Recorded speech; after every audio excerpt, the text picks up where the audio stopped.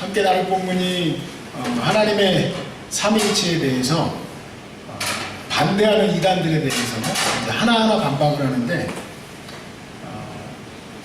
칼빈의 반박의 내용들을 하나하나 보다 보니까 제가 그런 생각이 들었어요. 뭐냐면, 야, 어떻게 이렇게 성실할 수 있을까?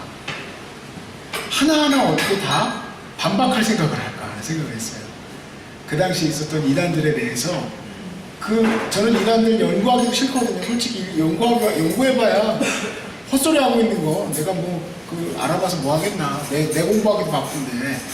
근데 이분은 굉장히 오랜 시간 동안을 또 투자해서 하나하나 또 반박하고 있는 거 보면 참 성실한 목사다 그런 생각이 듭니다.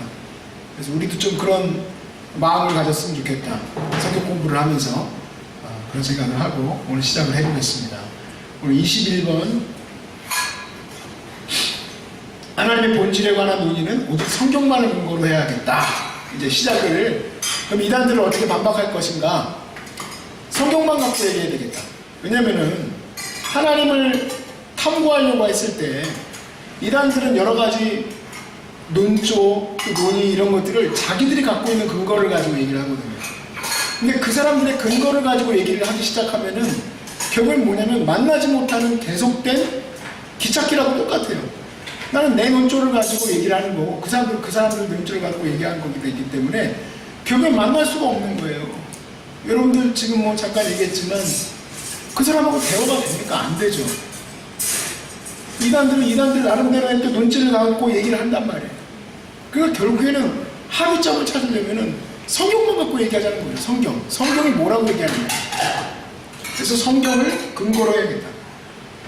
거기 이제 칼빈이 인용한 구절에 보면 힐라리우스라는 사람이 한 말을 제가 인용해놨습니다. 175페이지에 있는 건데, 하나님 자신이 자기 자신에 대한 유일한 정당한 증인이시다.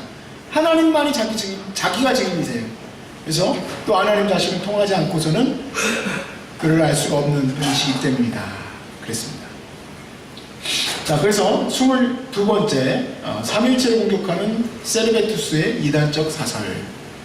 이 세르베투스라는 사람을 이제 칼빈의 기독교 강요에서만 보면은 그냥 세르베투스 나쁜 놈하고 이제 쭉 읽고 시작을 하는데, 이 양반이 보니까 굉장히 똑똑한 사람이더라고요. 제가 좀 찾아봤어요. 그랬더니 이분이 의사이고 또 법률가고 거기다가 신학자였어요. 아주 비상한 머리를 가지고 있었는데, 이분이 그 비상한 머리를 가지고 하나님의 삼위일체에 대해서 어떻게 얘기를 하느냐, 어떻게 하나님 안에 삼위가 있을 수 있느냐, 그건 있을 수 없다. 그래서 어떻게 그 사람은 얘기를 하는가, 이 위들은 하나님이 관념적으로, 그러니까 생각 속에서 우리가 생각하는 게 관념이라고 그러잖아요.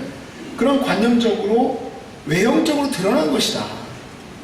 성령은 성령의 영으로 드러난 것이고, 성자는 또 성자로서의 그런 관념이 드러난 것이다 라고 얘기를 해요. 이 보시면은 태초에는 말씀과 성령이 본래 동일했기 때문에 하나님 안에는 구별이 없었다. 무슨 말입니까? 태초에 하나님의 말씀이 이미 계셨어요. 세르베투스는 태초에 말씀이 있는 게 아니라 원래 하나님은 하나님 한 분이고 나중에 와서 성자의 모습으로 나타나신 거고 성령의 모습으로 그렇게 현상을 보여주신 거지, 그게 그런 식으로 얘기해가지고는 안 된다라고 얘기를 한 거예요. 그런데 이미 요한복음 말씀에 뭐라고 그랬어요? 태초에 말씀이 계시니라 라고 얘기했고, 성령도 창세기 1장 2절 말씀에 보니까 이미 땅이 혼돈하고 공허하며 흑암이 깊음 위에 있고 하나님의 영은 수면 위에 운행하십니다. 이미 창조 때에서부터 성령께서는 성령의 역사를 통해서 이 혼돈 속에 있는 창조의 질서를 유지해가고 계셨다. 이미 거기서부터 구별되어지고 계시는데 어떻게 그게 구별되지 않는다고 얘기를 하느냐 얘기하는 거죠. 심지어는 이 세르베투스라는 사람은 모든 피조물에 하나님의 신성이 녹아있다. 로마서 말씀대로 하나님의 것을 알 수 있다고 한 말씀을 모든 곳에 신성이 있다고 얘기해서 모든 피조물에 신성이 있는 것처럼 예수님도 성령님도 다 하나님의 신성을 갖고 있다고 얘기하는 것을 얘기를 해요. 그러니까 이게 뭐가 돼버립니까? 예수님도 성령님도 피조물하고 다를 바가 없어지는 거예요. 아주 정말 가증하게 생각하고, 우리 지난번에 칼빈이 굉장히 무섭게 이단들을 대했다고 했는데 그 중에 한 명이 세르베투스입니다. 이 양반이 화형당합니다. 결국에는 칼빈하고 계속 논쟁을 하다가 그런 일이 있었죠. 근데 이거는 이때 당시에 시대적인 배경이 있는 겁니다. 시대적인 배경 속에서 봤을 때 봐야지 아주 칼빈은 못되고 잔인하고 악하다 이렇게 볼 수가 없는 거예요. 자, 그 다음에 23번째, 성자도 성부와 동등한 하나님이시다. 자, 어떤 사람들은 3위는 인정해요. 3위는 있다, 그래. 그런데 3위는 있지만 성부만 하나님이다라고 주장하는 거예요. 성부만.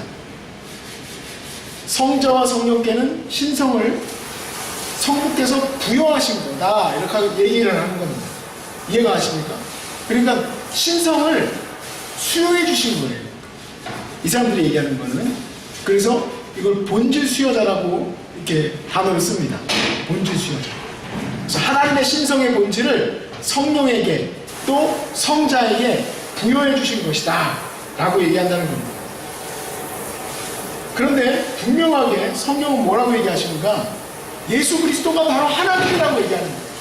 성령이 바로 하나님이라고 분명히 얘기하는 거예요. 성경은. 신성을 부여받아서 말 그대로 모자란 하나님이 아니라 그분이 바로 창조의 하나님이고 그분이 바로 구속의 하나님이며 그분이 바로 심판의 하나님이시지 조금 몇 가지 받아낸 그런 분이 아니라는 얘기죠. 대표적으로 제가 이사야서 6장 1절 말씀 거기 써놨죠. 이사야서 6장 1절을 보시면 우시야 왕이 죽던 해에 내가 본즉 주께서 높이 들린 보좌에 앉으셨는데 그의 옷자락은 성전에 가득하였다 그랬습니다. 여기서 이사야가 보게 된 그 하나님은 어떤 하나님입니까? 여호와 하나님이죠. 그런데 이 본문을 그대로 요한복음 12장 41절에서는 요한은 누구로 가리키고 있는가? 이사야가 이렇게 말한 것은 주의 영광을 보고 주를 가리켜 하신 말씀이다 그랬습니다. 이 주는 12장의 이 본문의 맥락을 보면 바로 예수 그리스도입니다. 이 유대인들과 논쟁하고 계셨던 바로 그 예수 그리스도. 그들의 눈이 어두워져서 하나님이신 예수 그리스도를 보지 못한다는 본문으로 이사야의 본문을 요한이 인용하고 있어요. 또한 이사야서 45장 23절에 내가 나를 두고 맹세하기를 내 입에서 공의로운 말이 나갔은즉 돌아오지 아니하나니 내게 모든 무릎이 꿇겠고 모든 영아 맹세하리라 하였노라. 여기서 내게 모든 무릎이 꿇고 모든 영아 맹세하리라, 이 이사야서 말씀은 여호와 하나님을 가리킨 것이에요. 스스로가 여호와 하나님이 내게 모든 무릎을 꿇게 하겠다라는 말씀인데 바울이 로마서 14장 9절에서 14절 말씀이 뭐라고 합니까? 제가 14절 말씀, 11절 말씀에만 보시면 주께서 이르시되 내가 살았노니 모든 무릎이 내게 꿇을 것이요 모든 영아 하나님께 자백하리라 했어요. 그럼 이 하나님께 자백하리라는 이 부분에 이 부분은 누굴까? 한번 로마서 14장 9절부터 14절까지의 말씀을 한번 보세요. 쭉 문맥을 한번 보십시오. 자, 이를 위하여 그리스도께서 죽었다가 다시 살아나셨으니 곧 죽은 자와 산 자의 주가 되려 하십니다. 그리스도가 심판자가 되신다는 얘기죠. 내가 어찌하여 내 형제를 비판하느냐? 어찌하여 내 형제를 업신여기느냐? 우리가 다 하나님의 심판대 앞에 서리라. 기록되었을 때 주께서 이르시되 내가 살았노니 모든 무릎이 내게 꿇을 것이요 모든 영아 하나님께 자백하리라 하였느니라. 이러므로 우리 모든 각 사람이 자기 일을 하나님께 짓고 합니다. 그런즉 우리가 다시는 서로 비판하지 말고 도리어 부딪힐 것이나 거실 것을 형제 앞에 두지 않도록 주의하라. 내가 주 예수 안에서 알고 확신하노니 무엇이든지 스스로 속된 것이 없으되 다만 속되게 여기는 그 사람에게 속되니. 그래서 심판자가 누구십니까? 모든 입술로 인하여 자백을 얻게 되시는 그분이 바로 예수 그리스도 아닙니까? 그러니까 바울은 분명하게 이사야서 말씀을 잘못 인용한 게 아니라 이사야서에 나오는 그 말씀이 예수 안에서 온전히 성취됐다고 얘기를 하고 있는 거예요. 그러면 예수 그리스도는 심판의 하나님이신데 심판의 하나님이신 그분이 신성의 조금 일부분을 부여받아가지고 하나님이 됐다는 말은 있을 수가 없는 얘기입니다. 창조의 하나님이시잖아요, 예수님이. 말씀이, 태초의 말씀이 계신이라고 했단 말이에요. 이 말씀으로 인하여 모든 만물이 지은 바 되었다.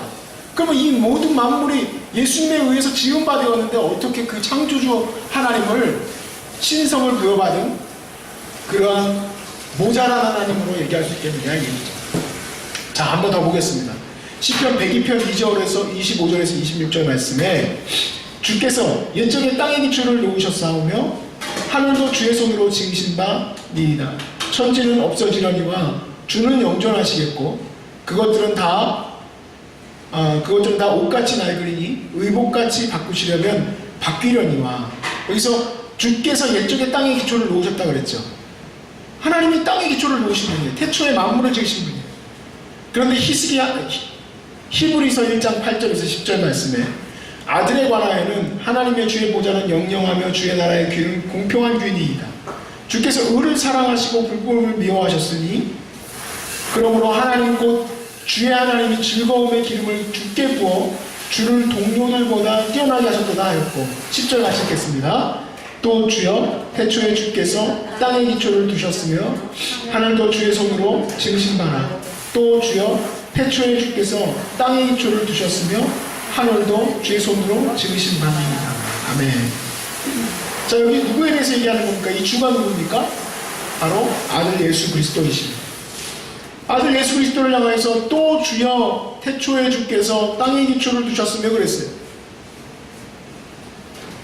여기서 사도는 이 땅의 기초를 둔 것이 바로 예수 그리스도다 라고 분명히 얘기합니다.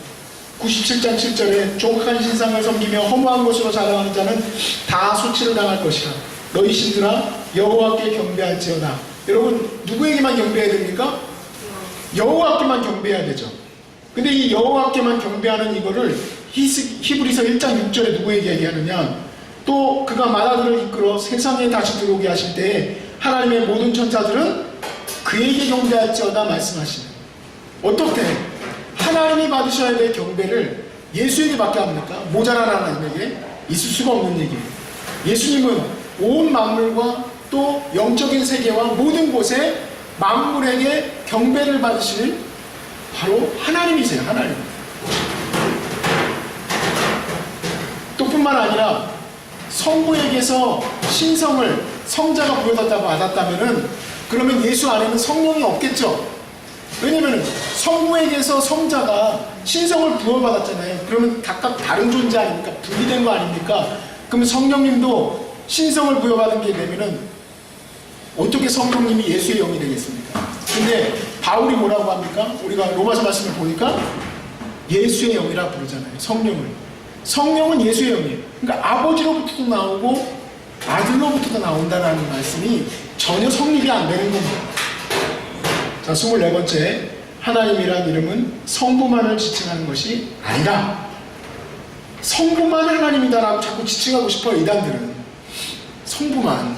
왜냐면 성경에 한 분 하나님이라 하니까 삼일체가 이해가 안 가니까 그냥 성부만 하나님이었으면 좋겠어요.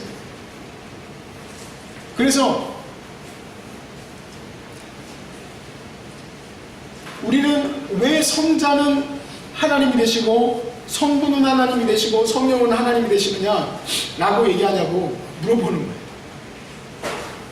자, 여기 말씀해 보시면은 이렇게 지금 칼빈은 마태복음 19장을 쓰고 있는데 예수께서 이렇게 말씀하셨어요. 어찌하여 선한 이를 내게 묻느냐? 마태복음 19장 17절에 선한 이는 누구? 한 분뿐이라고 그랬어요. 오직 한 분뿐이다 라고 얘기했어요. 그러면은 이 말은 성자는 안 선하다는 얘기냐? 이 얘기예요. 예수님께서 논쟁을 하실 때 왜 나한테 선한 걸 묻느냐? 선한 분은 한 분뿐이다 라고 얘기했을 때 하나님만 선하신 거잖아요. 이걸 가지고 물고 늘어지는 거예요. 예수님이 성부만 인정했다 이 얘기예요.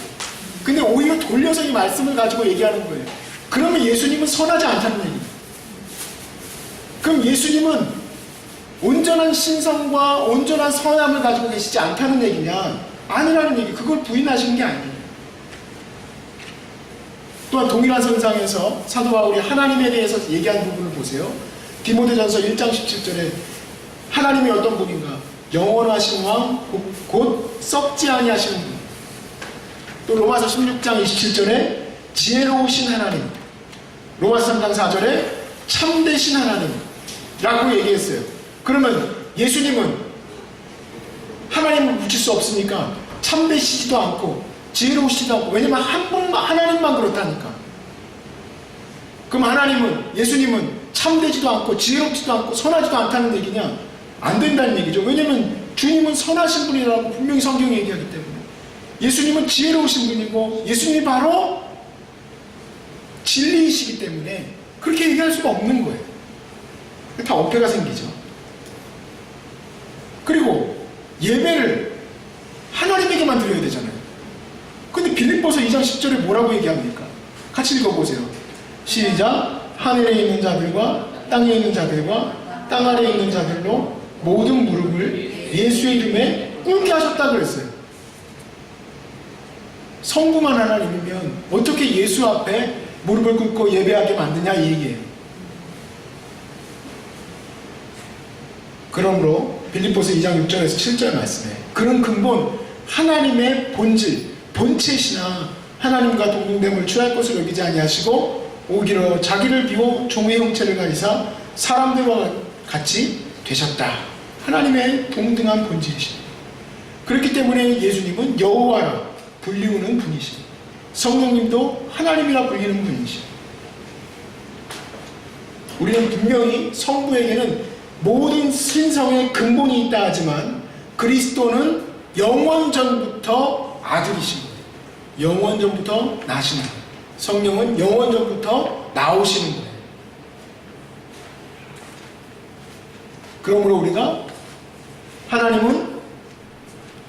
그러므로 우리가 성자 예수는 하나님 다음 가는 하나님이다. 2단, 3단, 하나님도 두 번째, 세 번째 서열로 들어갈 수 있는 게 아니라는 얘기를 여러분이 이제 분명히 구별해 주실 수 있을 줄로 믿습니다.